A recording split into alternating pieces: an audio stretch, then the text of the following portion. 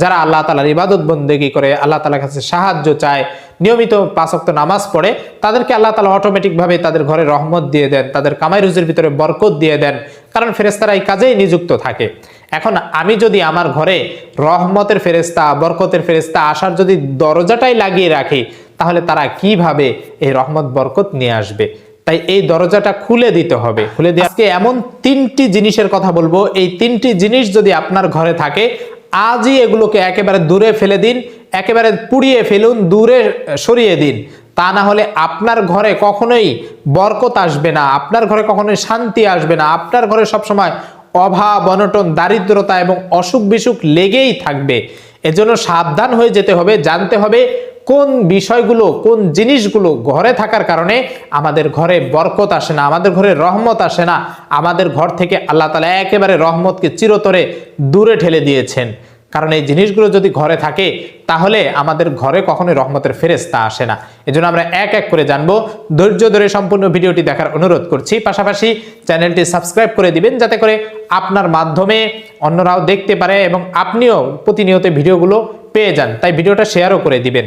প্রিয় দিনী ভাই এবং বোনেরা, এমন 3টি জিনিস রয়েছে, যে 3টি জিনিস যদি আপনার ঘরে থাকে, তাহলে সেই ঘরে কখনোই বরকত নেমে আসে না, সেই ঘরে রহমতের ফেরেশতা আসে না। এবং আপনি 1 লক্ষ টাকা কেন, 2 লক্ষ, 5 লক্ষ, 1 কোটি টাকাও যদি ইনকাম করেন, মাস শেষে দেখবেন যে কেমন একটা হাহুতাশ তৈরি হয়ে যায়, কেমন জানি নাই নাই হয়ে যায়, কেমন জানি মনে হয় যে আমি অভাব অনটনে আছি, অশান্তিতে ভুগতেছি, এমনটা আপনার মনে হবে বা এমনটা আপনার মনে হচ্ছে। আপনি একটু চিন্তা করে দেখতে পারেন বা আপনি মিলিয়ে নিতে পারেন কোন কোন জিনিস আপনার ঘরে রয়েছে। তার ভিতরে 1 নাম্বার হচ্ছে যে ঘরের ভিতরে কোনো ধরনের পশু, পাখি বা মানুষ, অর্থাৎ কোনো প্রাণীর ছবি থাকা। যদি আপনি শখের বশে আপনার ছবিটাকে, আপনার পিতামাতার ছবি অথবা কোনো প্রাণীর ছবি, হতে পারে কুকুর, বিড়াল, পাখি বা এই ধরনের এই জাতীয় যদি কোনো পশু বা প্রাণীর ছবি যদি আপনি ঘরে টাঙিয়ে রাখেন, তাহলে তো আপনার ঘরে রহমতের ফেরেশতা আসবে না। আর যেই ঘরে রহমতের ফেরেশতা না আসে, সেই ঘরে রহমত ঢুকবে কিভাবে? আল্লাহ তাআলা প্রত্যেকটা মানুষের জন্যই এমন রহমতের ফেরেশতা রেখে দিয়েছেন। যারা আল্লাহ তাআলার ইবাদত বন্দেগী করে, আল্লাহ তাআলার কাছে সাহায্য চায়, নিয়মিত 5 ওয়াক্ত নামাজ পড়ে, তাদেরকে আল্লাহ তাআলা অটোমেটিক ভাবে তাদের ঘরে রহমত দিয়ে দেন, তাদের কামাই রুজির ভিতরে বরকত দিয়ে দেন, কারণ ফেরেশতারা এই কাজেই নিযুক্ত থাকে। এখন আমি যদি আমার ঘরে রহমতের ফেরেশতা, বরকতের ফেরেশতা আসার যদি দরজাটাই লাগিয়ে রাখি, তাহলে তারা কিভাবে এই রহমত বরকত নিয়ে আসবে? তাই এই দরজাটা খুলে দিতে হবে। খুলে দেওয়ার মাধ্যম হচ্ছে আপনার ঘরে যেই কারণে ফেরেশতারা ঢুকতে পারে না, সেই কারণগুলো, সেই জিনিসগুলো দূরে ঠেলে দিতে হবে।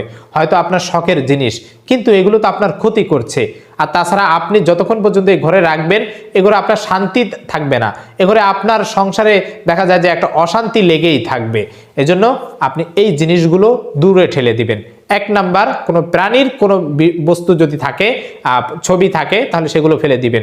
2 নাম্বার হচ্ছে মূর্তি রাখা, অর্থাৎ কোনো পশু পাখির, মানুষের বা হাতি, ঘোড়া, এগুলো যদি আপনি রাখেন, যেমন হতে পারে কোনো শখ করে আপনি একটা মাটির ব্যাঙ কিনে নিয়ে এসেছেন, সেটা হতে পারে কোনো হাতির, কোনো বিড়ালের, কোনো কুকুরের ব্যাঙ টাকা রাখে। আমি এমন অনেক দেখেছি, প্লাস্টিকের ব্যাঙ কিন্তু বিড়ালের আকৃতি দেওয়া, দেখা যায় মাটির ব্যাঙ হাতির আকৃতি দেওয়া, এমন রয়েছে। এটা হচ্ছে বিধর্মীদের একটা পরিকল্পনা, যাতে মুসলমানদের ঘরে এগুলো রাখে এবং সেই ঘর থেকে রহমত বরকত দূরে সরে যায় এবং সেগুলো সবসময় ঝগড়া ফাসাদ লেগেই থাকে। এটা হচ্ছে তাদের একটা চক্রান্ত, যার কারণে আপনি না বুঝার কারণে আমরা এগুলোকে সহজে ঘরের ভিতরে, শোকেসের ভিতরে সাজিয়ে রাখি।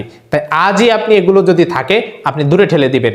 আপনার বাচ্চাকে কখনো এই ধরনের পুতুল বা এই ধরনের খেলনা, যেগুলো বিড়াল, পশু পাখির আকৃতিতে তৈরি করা, এইগুলো কখনোই কিনে দিবেন না। আস্তে আস্তে যদি এগুলো অভ্যস্ত হয়ে যায়, সেও দেখবেন যে ঘরে পশু পাখির, প্রাণীর ছবি রাখবে এবং এর ফলাফল হবে আপনার ঘরে অশান্তি ঢুকে যাবে। 2 নাম্বার হচ্ছে এই ধরনের কোনো প্রাণীর যদি মূর্তি থাকে, হতে পারে সেটা খেলনা জাতীয়, হতে পারে সেটা ব্যাঙ জাতীয় বা অন্য কোনো কিছু, তাহলে সেই ক্ষেত্রে এই মূর্তিগুলো আজই ভেঙে তারপরে ফেলে দিবেন। এটা হচ্ছে 2 নাম্বার। 3 নাম্বার যে বিষয়টা হচ্ছে ঘরে নামাজি না থাকা, ঘরে কোরআন তেলাওয়াতকারী না থাকা। আর এই কারণেই সেই ঘরে রহমতের ফেরেশতা, বরকতের ফেরেশতা আসে না। আপনার ঘরে যদি আপনি হতে পারেন পুরুষ, আপনি বাহিরে কাজে বের হইলেন, কিন্তু আপনার ঘরে আপনার স্ত্রী হতে পারে, আপনার মা হতে পারে, আপনার মেয়ে হতে পারে, আপনার বোন হতে পারে, মহিলারা যারা ঘরে থাকে তারা যদি নামাজ কালাম না পড়ে, রান্না করলেও সেই খাবার স্বাদ আসে না, এরপরে কোনো কাজ করলেও সেই কাজে বরকত আসে না। আপনি টাকা পয়সা আপনার স্ত্রীর হাতে দিলেন বা মায়ের হাতে, বোনের হাতে বা সন্তানের হাতে দিলেন, কিন্তু দেখা যায় যে তারা এমনভাবে খরচ করে কোনো হিসাব থাকে না, এই বরকত নষ্ট হয়ে যায়, কারণ তারা হচ্ছে বেনামাজি। আপনি যদি বেনামাজিদেরকে আপনি নামাজি না বানাতে পারেন, তাহলে এর শাস্তি কিন্তু আপনাকেও আল্লাহ তাআলা দিবেন। আল্লাহ তাআলা বলেছেন, ইয়া আইয়ুহাল্লাযীনা আমানু কু আনফুসাকুম ওয়া আহলিকুম নারা, অর্থাৎ হে ঈমানদারগণ, তোমরা নিজেরা আগুন থেকে বাঁচো, পরিবারজনকে আগুন থেকে বাঁচাও। আপনি নিজে নামাজ ঠিকই পড়লেন, আপনার ঘরের পরিবারদেরকে নামাজি বানালেন না, আপনার ঘরের পরিবারদেরকে কোরআন শিক্ষায় শিক্ষিত করলেন না, তাহলে কাল কিয়ামতের ময়দানে আপনার জবাবদিহি করতে হবে। তাই প্রিয় দিনী ভাই বোন বোনেরা, আপনার ঘরের সদস্যদের প্রত্যেককে কোরআন তেলাওয়াত শেখাতে হবে এবং নামাজি হতে হবে। যখন 5 ওয়াক্ত নামাজ পড়বে, দেখবেন যে আল্লাহ তাআলা খুশি হয়ে যাবেন। আর ওই ঘরের ভিতরে আপনি যদি মাসে 10,000 টাকা ইনকাম করেন, তাহলে সেই 10,000 টাকার ভিতরেই আল্লাহ তাআলা বরকত দিবেন, বরকত দিতেই থাকবেন। আপনি ফজরের নামাজ যখন পড়বেন, ফজরের নামাজের পরে একটু ঘরে বসে কোরআন তেলাওয়াত করবেন। এই কোরআন তেলাওয়াত শুনলে দেখবেন যে আপনার বাচ্চাদের মনটা ভালো হয়ে যাবে, তাদের মনটা তার দিকে আগ্রহ হবে, জিজ্ঞাসা করবে তুমি কোন, ছোট ছোট বাচ্চারা জিজ্ঞাসা করবে তুমি কি পড়তেছো, তখন এই মা বলবে এটা হচ্ছে আমাদের আল্লাহ তাআলার কালাম, আমি আল্লাহ তাআলার সাথে কথা বলছি, আল্লাহ তাআলা যে কথাগুলো বলেছেন লিখে দিয়েছেন আমি সেগুলো পাঠ করছি, এগুলো আমি যতই পড়বো আল্লাহ তাআলা আমার জন্য ওই আসমানের উপরে জান্নাত রেখে দিয়েছেন। এভাবে একটা মা একটা সন্তানকে বুঝাতে পারবে, দিনের পথে আনতে পারবে। আর এভাবেই ছোট থেকে একটা সন্তান তার মাকে, তার বাবাকে নামাজি দেখে, কোরআন তেলাওয়াতকারী দেখে আস্তে আস্তে বড় হবে, অভ্যস্ত হবে, তাদের মনটা নরম হবে, আল্লাহ তাআলা তাদের দিনের দিকে অর্থাৎ ইসলামের দিকে মনটা ঘুরিয়ে দিবেন।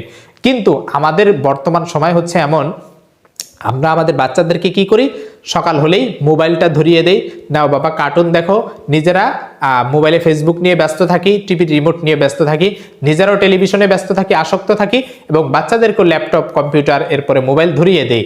তাহলে সেই বাচ্চাকে আমি কিভাবে সঠিকভাবে মানুষ করাবো? সেই বাচ্চা তো একটা সময় বড় হয়ে আড্ডা দিবে, বন্ধু বান্ধবের সাথে খারাপ কাজে লিপ্ত হয়ে যাবে, এরপরে পিতামাতার সাথে খারাপ ব্যবহার করবে, এটাই হয়ে আসছে। তাই সন্তানকে যদি মানুষ করতে চান, ঘরে যদি সুখ শান্তি রাখতে চান, সংসারকে যদি একেবারে অশান্তি থেকে বাঁচাতে চান, তাহলে আপনার করণীয় হচ্ছে, 1 নাম্বার কাজ হচ্ছে আপনার ঘর থেকে সকল প্রকার পশু পাখি প্রাণীর এগুলো জিনিস ফেলে দেওয়া, ছবি ফেলে দেওয়া। 2 নাম্বার মূর্তি জাতীয় কোনো কিছু থাকলে ফেলে দেওয়া। 3 নাম্বার হচ্ছে আপনার ঘরের ভিতরে যদি কোনো ধরনের বেনামাজি থাকে তাকে নামাজি বানানো, কোরআন তেলাওয়াতকারী যদি কেউ না থাকে তাকে কোরআন তেলাওয়াত শেখানো। এই যে তিনটি কাজ বলেছি, এই 3টি কাজের মাধ্যমে আপনার ঘরে ইনশাআল্লাহ শান্তি ফিরে আসবেই আসবে। আপনি একটা মাস এই নিয়মে আমল করে যান, আপনার ঘরের সবাইকে নামাজি বানিয়ে ফেলুন, ঘর থেকে এগুলো দূর করে দিন, তাহলে দেখবেন যে আপনার ঘরে শান্তি আসবে না কিভাবে। আপনি একটা মাস পরীক্ষা করে দেখুন, আল্লাহ তাআলার উপর ভরসা রাখুন, ইনশাআল্লাহ দেখবেন যে প্রিয় দিনী ভাই বোন বোনেরা, আপনার ঘরে শান্তি আসবে, শান্তি আসবেই আসবে। তাই আজ থেকে আমরা চেষ্টা করব আমাদের ঘরে কোরআন তেলাওয়াত জারি রাখার জন্য।